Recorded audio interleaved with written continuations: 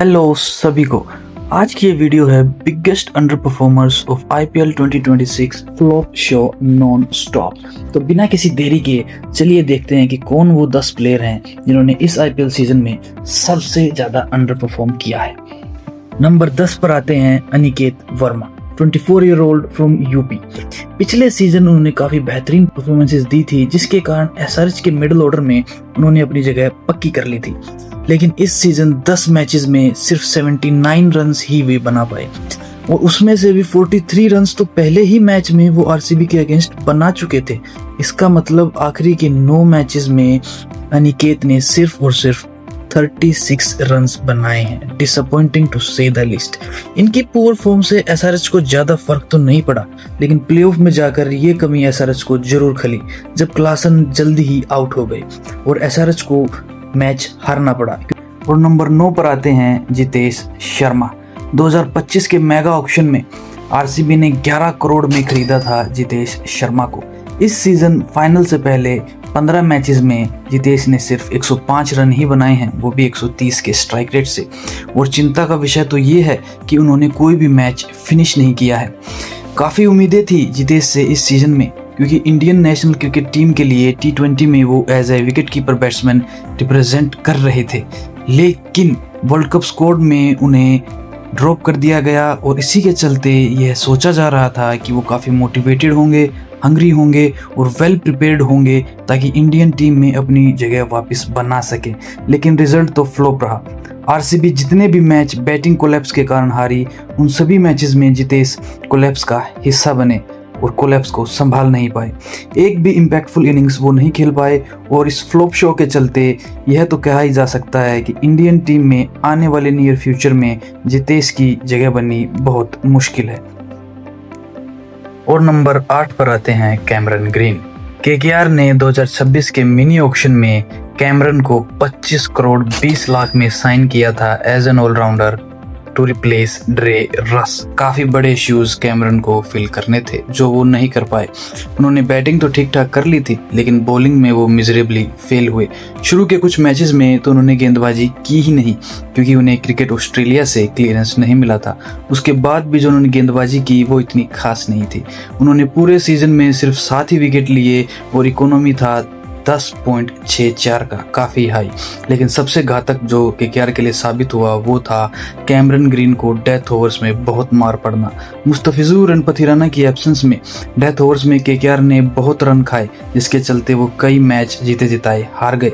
Cameron green middle overs में भी वो इम्पैक्ट नहीं डाल पाए जो जेसन होल्डर गुजरात टाइटंस के लिए कंसिस्टेंटली कर रहा था, और एक weak and inexperienced pace attack को कैमरन ग्रीन मजबूती नहीं दे पाए।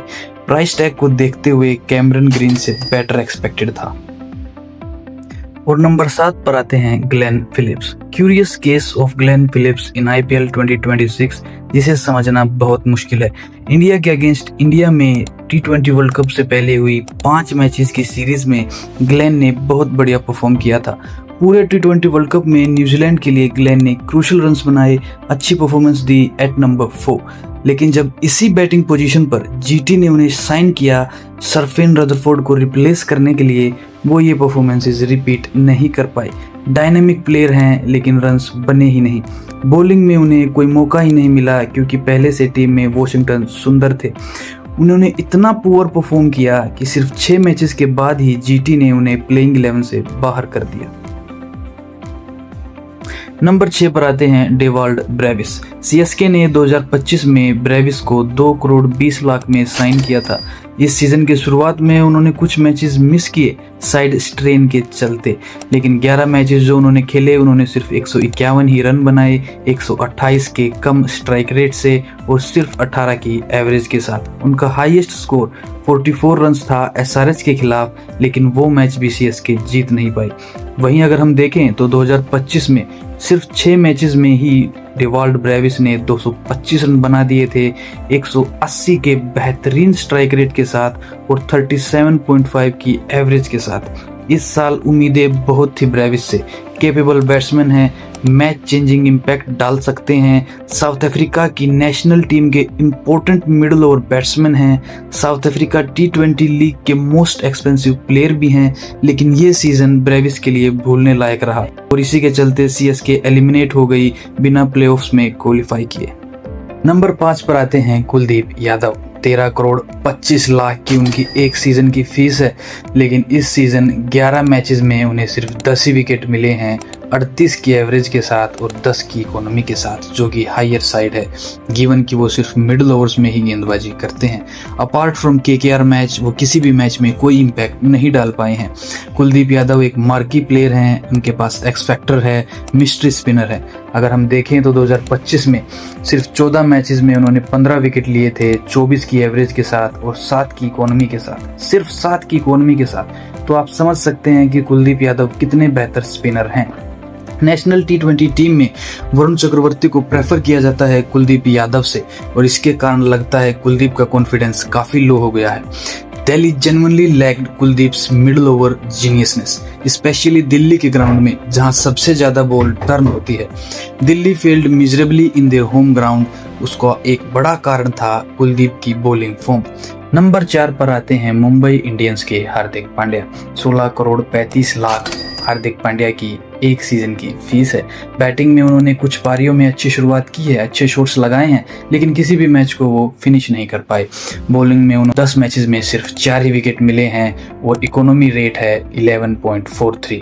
11.43 आज तक का हार्दिक के लिए वर्स्ट एवर इकोनॉमी रेट रहा है IPL की हिस्ट्री में।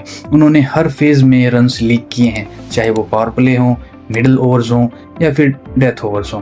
टैक्टिकली भी उन्होंने काफ़ी गलतियां की हैं। ऑन पेपर इतनी स्ट्रॉन्ग MI की टीम है, लेकिन न जाने क्यों पूरा सीजन परफॉर्म ही नहीं कर पाई। हार्दिक के लिए ये डिसहार्टनिंग है और उनकी कैप्टनसी पर भी काफ़ी सवाल उठ रहे हैं। बैटिंग हो, बॉलिंग हो या कैप्टनसी हो, हर फैसेट में यह सीजन हार्दिक के लिए सबसे बुरा रहा है।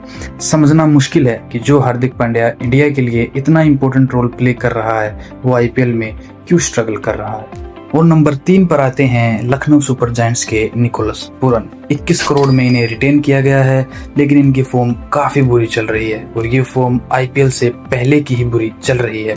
वेस्टइंडीज क्रिकेट के लिए इन्होंने जब से इंटरनेशनल मैचेस खेलने बंद किए हैं, हाई ऑक्टेन क्रिकेट की कमी इनकी फॉर्म में दिख रही है।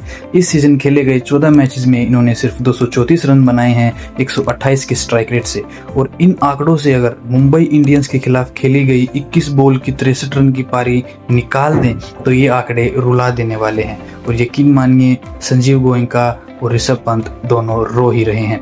LSG के मिडिल ऑर्डर में मोमेंटम और एक्सपीरियंस की कमी निकी पी पूरी नहीं कर पाए। निकी पी इस टीम के मिडिल ऑर्डर की रीढ़ की हड्डी हैं। इनके डिसअपॉइंटिंग सीजन का मतलब था डिजास्टर फॉर LSG, और वही हुआ। Finished last at number 10। Number 2 पर आते हैं Marco Jansen, the allrounder. 7 crore के मार्को यानसन को रिकी पोंटिंग ने सौंपे थे 3 बेहद इंपॉर्टेंट रोल्स। पहला, पावर प्ले में swing and wickets, Marco failed. दूसरा, डेथ ओवर्स में कंट्रोल एंड रन्स रोकना, मार्को फेल्ड मिजरेबली अगेन। तीसरा, फिनिशिंग रोल में स्टोइनिस को सपोर्ट करना, नो सिग्निफिकेंट इम्पैक्ट और कंट्रीब्यूशन, फेल्ड अगेन। जिस तरह का यानसन का वर्ल्ड कप गया था, वो इस IPL के हाईली रेटेड ऑलराउंडर माने जा रहे थे, बट काफी अंडरवेलमिंग सीजन रहा यानसन का, और इम्पोर्टेंट कंट्रीब्यूशंस न मिलने के कारण पंजाब लगातार 6 मैच जीतने के बाद लगातार 6 मैच हारी और प्लेऑफ तक भी क्वालिफाई नहीं कर पाई। डिसअपॉइंटिंग टू से द लीस्ट। पहले नंबर पे आते हैं दिग्वेश सिंह राठी।